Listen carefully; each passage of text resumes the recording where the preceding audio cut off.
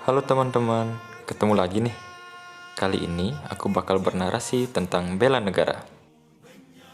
Aku tumbuh dari kecil sampai sebesar ini di kota kecil yang bernama Singaraja. Dan ini adalah video nilai bela negara yang aku lakukan. Cinta tanah air.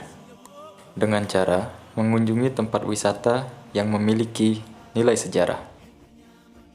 Sebagai seseorang yang lahir di Pulau Dewata, aku bersyukur bisa menjadi bagian dari negeri setengah surga, Indonesia. Walaupun aku tipe orang yang bisa betah seharian di kamar, aku selalu gas kalau sewaktu-waktu diajak teman-temanku buat jalan-jalan.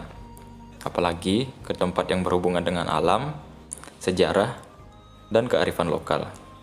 Pasti deh, aku ikut.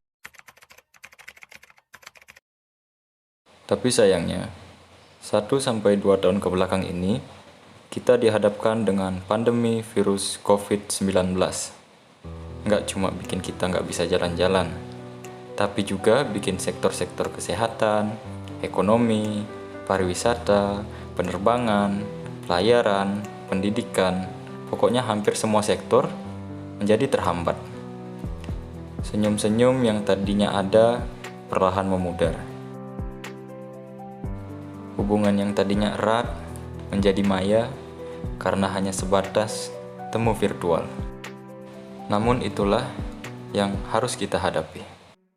Syukurnya, perjuangan itu mulai menemukan titik terang. Direktur Jenderal WHO, Tedros Adhanom Ghebreyesus mengaku optimis pandemi COVID-19 bisa diatasi pada tahun 2022. Dosis kedua rampung, naik Kini pesawat rumah sakit tanpa tersebut PCR. sudah ditutup karena tidak ada lagi pasien.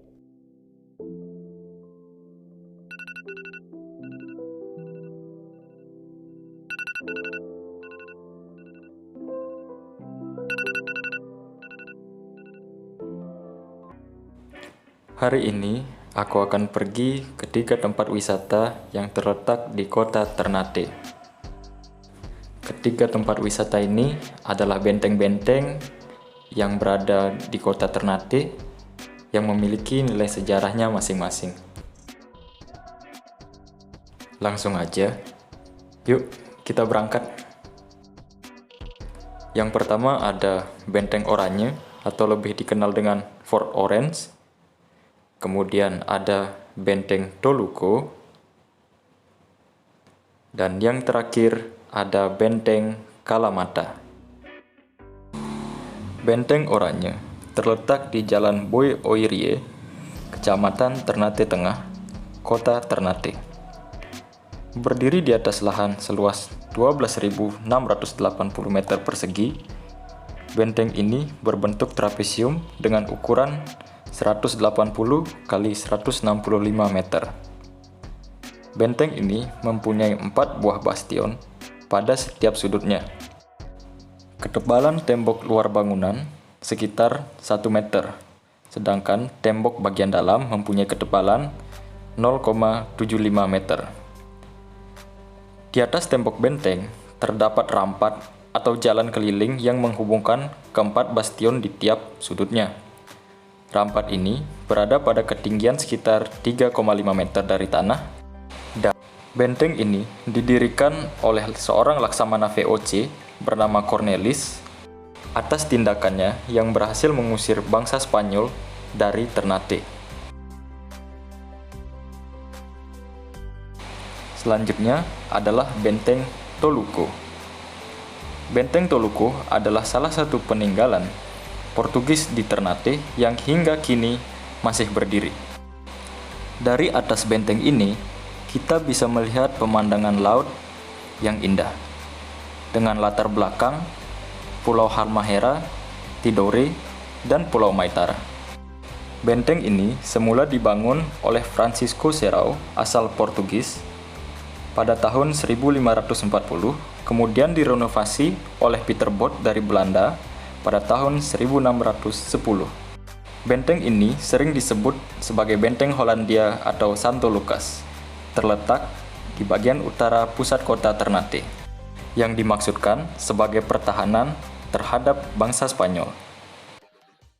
Kemudian yang terakhir, kita akan mengunjungi Benteng Kalamata. Benteng Kalamata adalah benteng yang dibangun oleh Portugis pada tahun 1540. Benteng Kalamata disebut juga sebagai Benteng Kayu Merah. Disebut demikian karena benteng tersebut berada pada Kelurahan Kayu Merah, Kota Ternate Selatan. Benteng ini didesain menyerupai 4 penjuru mata angin yang memiliki 4 bastion, berujung runcing, dan memiliki lubang bidik.